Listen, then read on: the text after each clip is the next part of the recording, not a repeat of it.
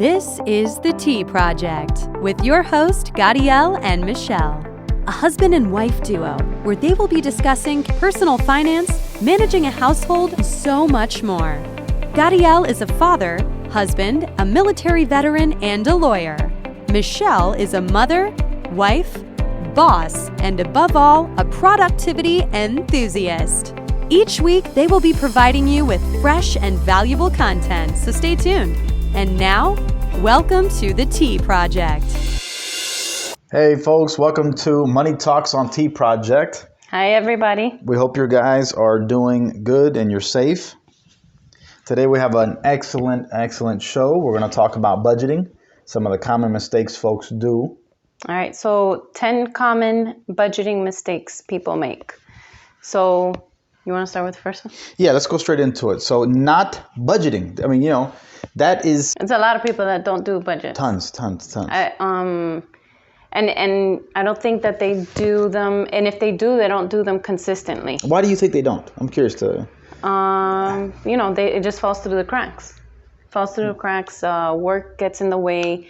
And then they're just, kind of going through the motion with whatever comes their way. Right. And then all of a sudden in the back of their mind, they're like, oh, I gotta look at my finances. Right. Well, listen, I fall prey to that. I mean, I used to not budget as well.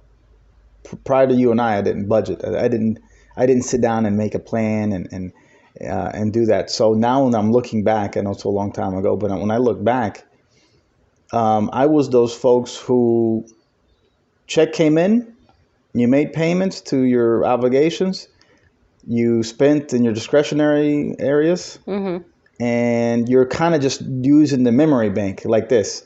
The X came in, I'm spending this here, tomorrow I'll spend that. And you're sort of like guessing, all right, I have X amount left until 2 days I get paid. You're kind of just guessing. You're kind of just going with that. And that's when you start to run into overdrafts. Overdrafts and things like that, which I know from my personal, it's life, So tell me. So I think when it comes to, before we continue on with one, I think it's important to say that if obviously in the situation that we're in currently, if you are not employed, then obviously your budget is going to have to be modified in such a way that only includes probably the 4 things, which are food, utilities, shelter, and auto. Yeah, and then point. If you have debt, all that, I would suggest that you do monthly or the minimum payment.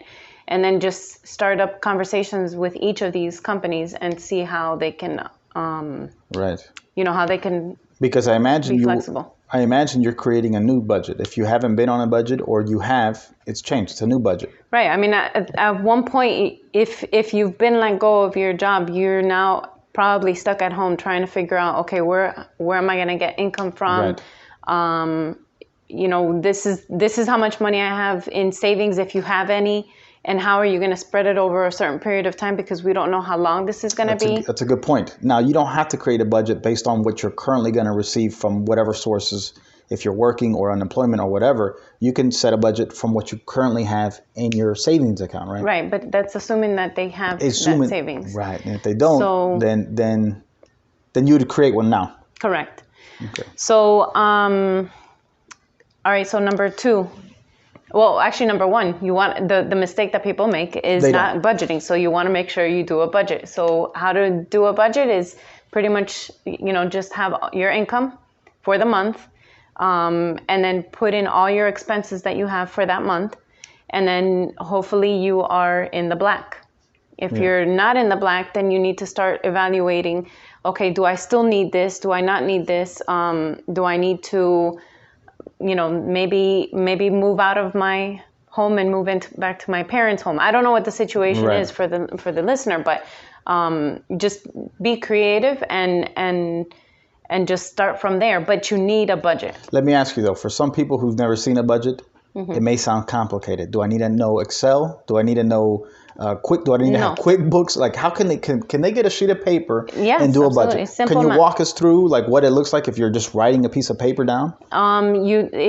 it's three pieces. You have your income, the money coming in. That's the first one. The second one is all your expenses that means, like what we just talked about, food, utilities, shelter, and auto. Mm-hmm. And then actually let's make it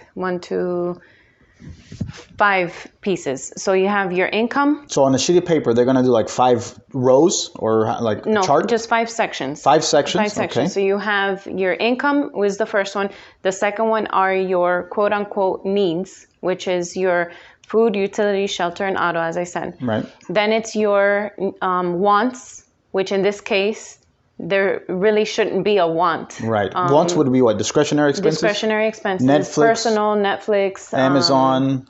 Right. I mean, depending. I mean, if you're getting essentials in there. Right. Toilet paper, but if you're going on Amazon, you're buying books and you're buying things. So that needs to be cut off if you're in the situation that you've been laid off. If not, then it just needs to be minimized or even it just needs to be removed if you have debt, because that section really should be for your debt payments. It shouldn't be for wants. It should be debt because you need to get out of debt. Right. Then the next section is your savings. So if you're still able to save, continue to save.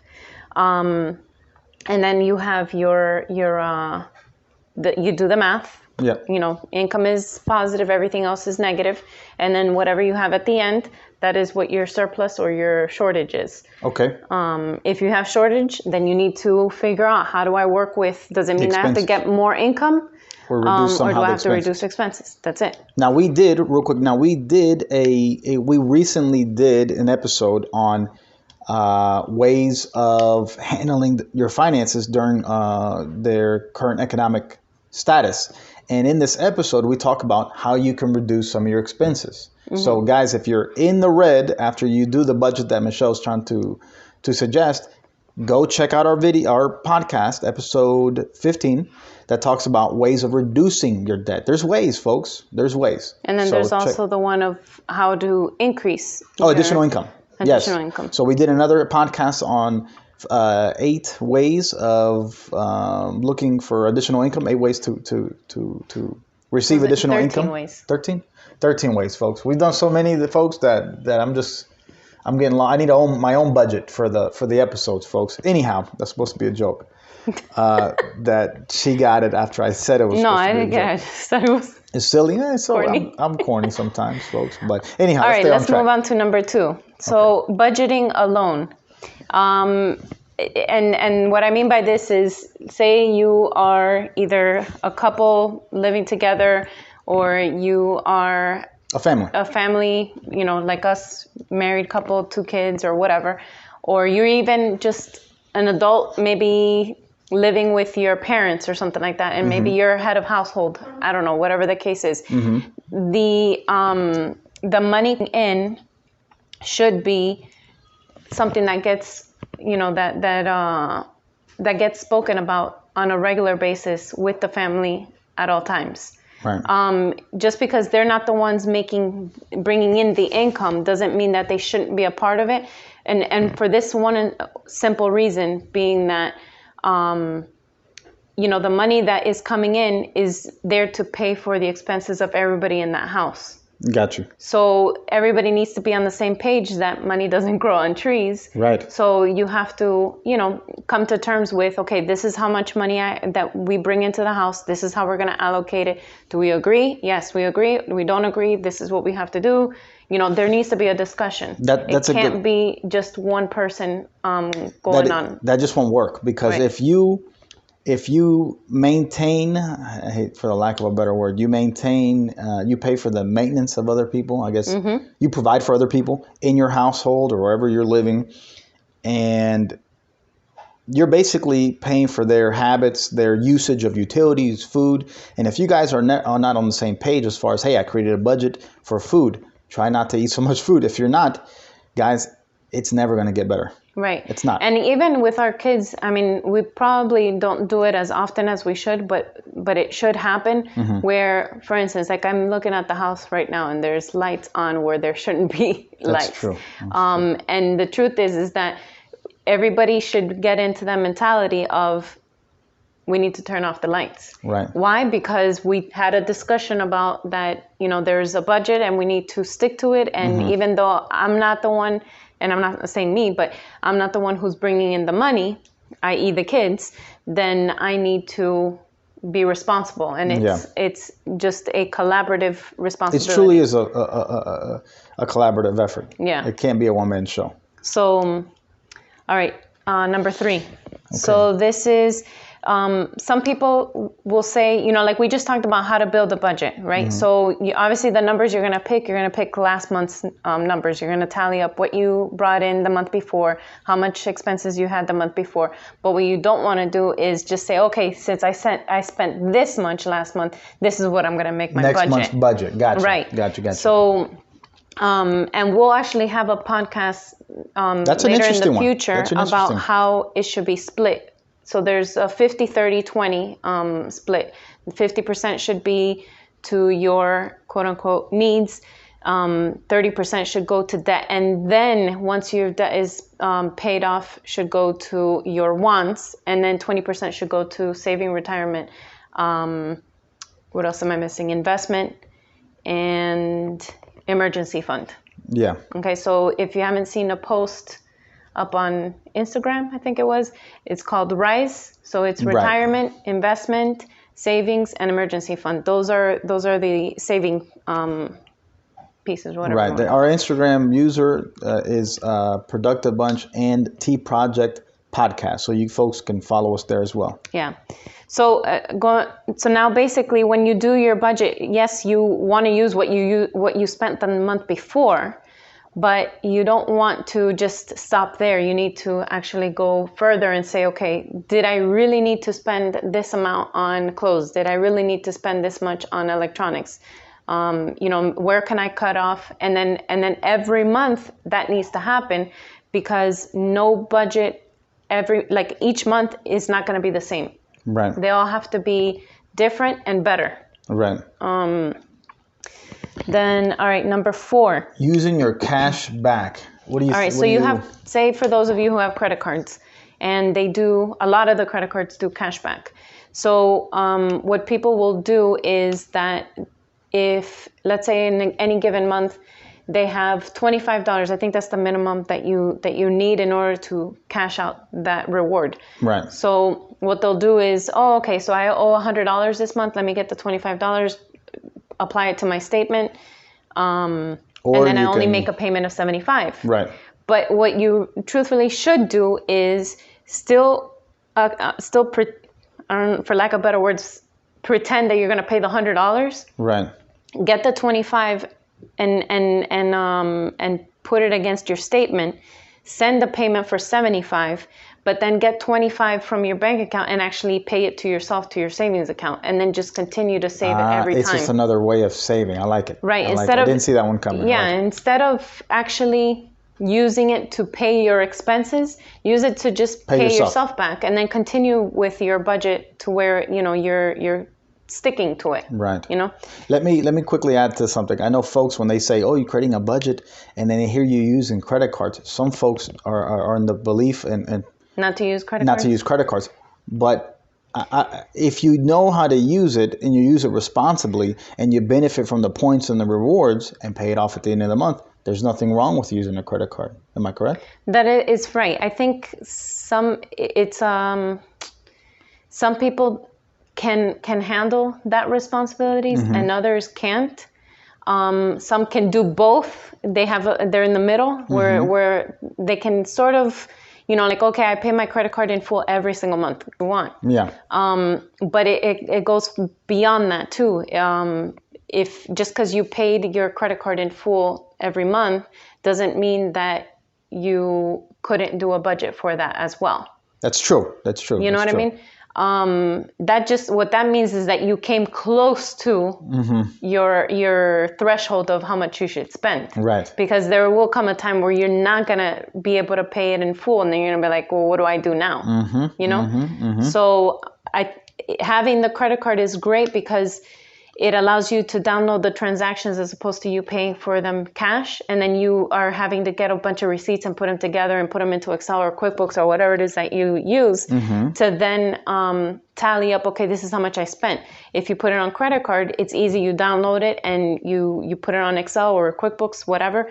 And you come up with little, reports that say, okay, this is how much I spent in restaurants last month. This is how much I spent in shopping, in, utilities and whatever. Right.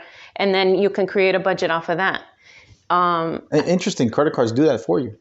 They do, because they want you to stay. Of course. There's interesting folks too. But that's the convenience of having a credit card, but you just got to be very mindful. Mindful, and stay on top of it. Yeah. One last thing about credit cards, it helps you improve your credit, build credit. So in some aspects, it's important. Even if you don't want to use a credit card, you can, at the very minimum, I think what we've done is where we use to pay for gas. Mm-hmm. You have to pay gas, or you have to purchase gas, put it on a credit card, and then it's not that much of a balance that goes on your on your credit card. For those of you who actually don't like to use credit cards, which I commend you for it, but that at least you can have some utilization in there, and you can still maintain your credit and get some benefit too, right? The rewards. So, okay, number 5 is not including variable expenses. So anything like special occasion, car repairs, house repairs, Christmas, birthdays, doctor visits. You don't go to the doctor all the time. And so then all of a sudden you're at the doctor's office and you have to pay a co-payment. You're like, oh man, I didn't budget for this, Right. That's interesting. Real quick, I don't mean to cut you off. That would, if any area of the budgeting was missing, it'd probably be that. Those things. Unexpected, though expected, birthdays, presents, miscellaneous outings, things like that, where it's expected, but it's not part of your household expenses. Correct.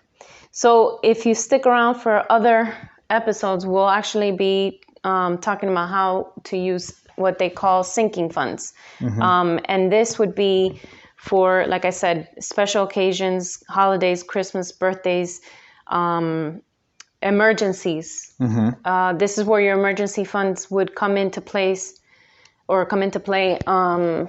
Repairs, anything that is unexpected. It's not consistently every single month. Every month you have to pay rent, every month you have to pay mortgage or whatever it is.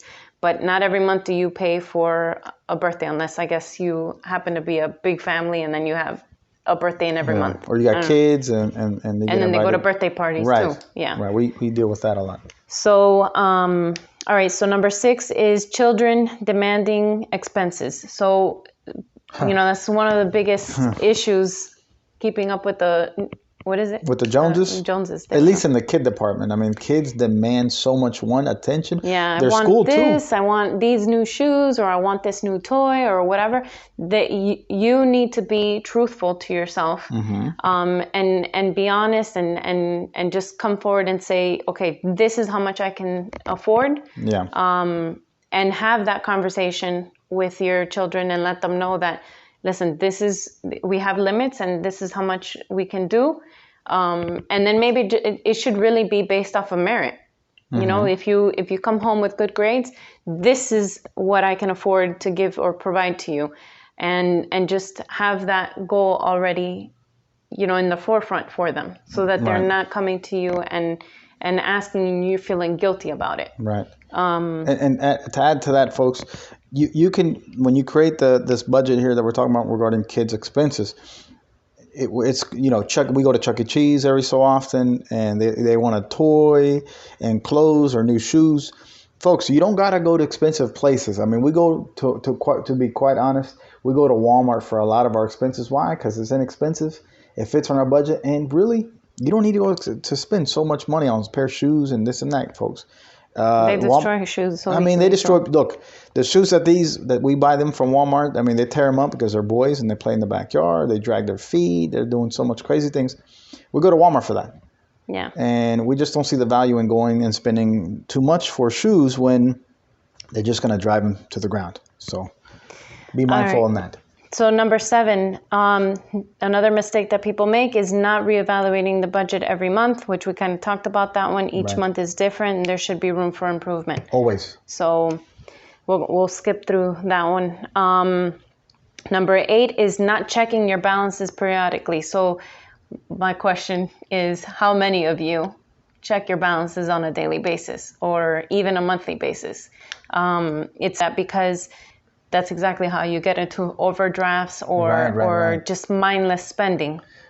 Look, you got to have a relationship with your finances in the sense that check in daily. They checks on you because when that unexpected expense comes, it's checking up on you. So you got to be mindful. You got to create a habit of having a relationship. One website that Michelle uses. No, an app.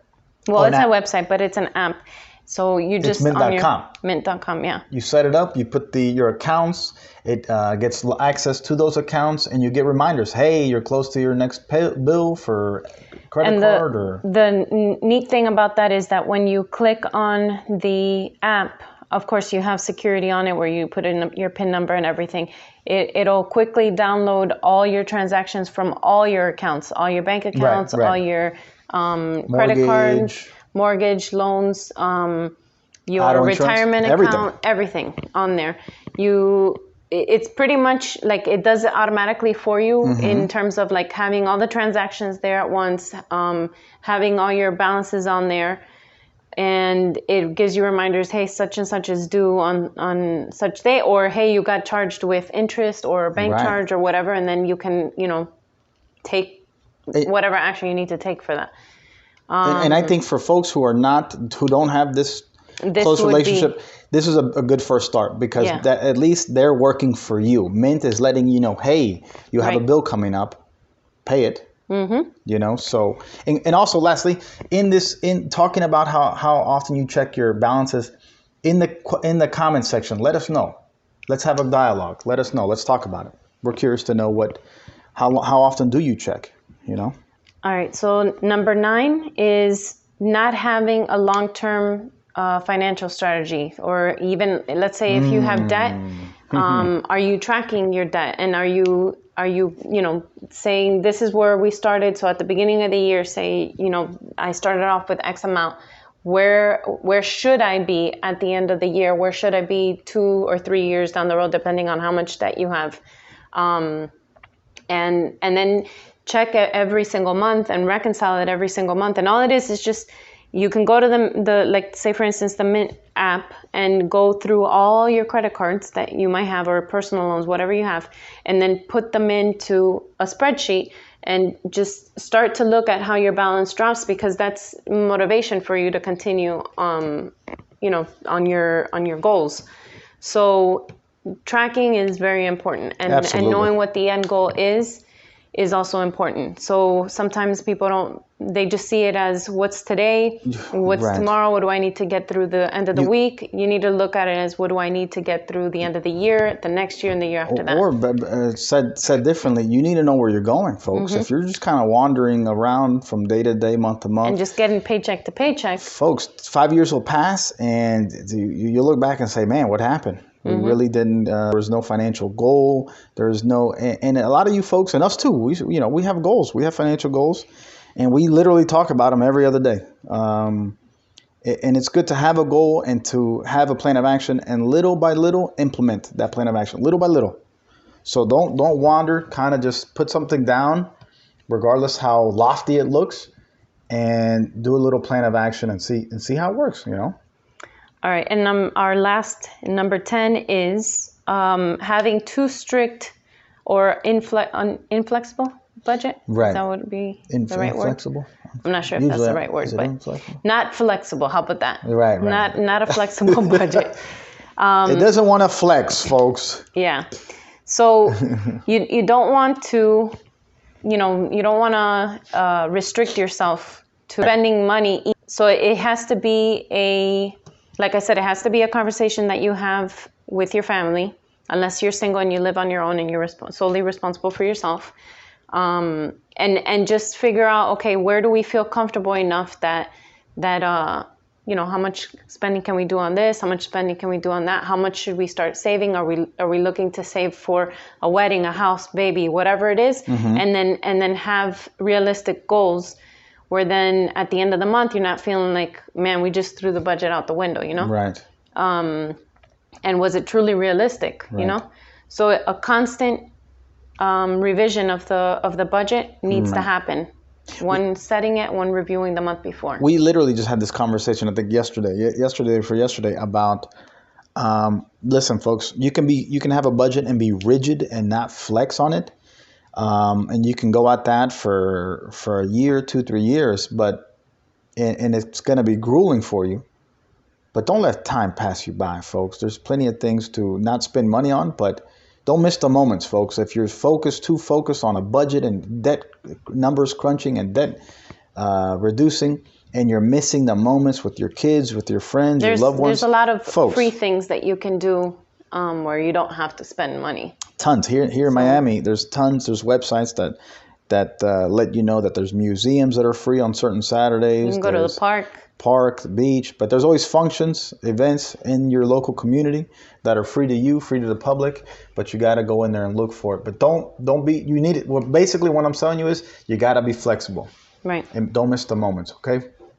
All right, so that's all we have. So folks, please comment, let us know any questions or any comments about our budget mistakes that we talked about in the podcast. Leave that in the comments section. Follow us on YouTube, T Project. The show's called Money Talks on T Project, but our channel's T Project. Follow us on Instagram, T Project Podcast. And we are interested in talking to you soon, folks. Stay safe and God bless. Until next time.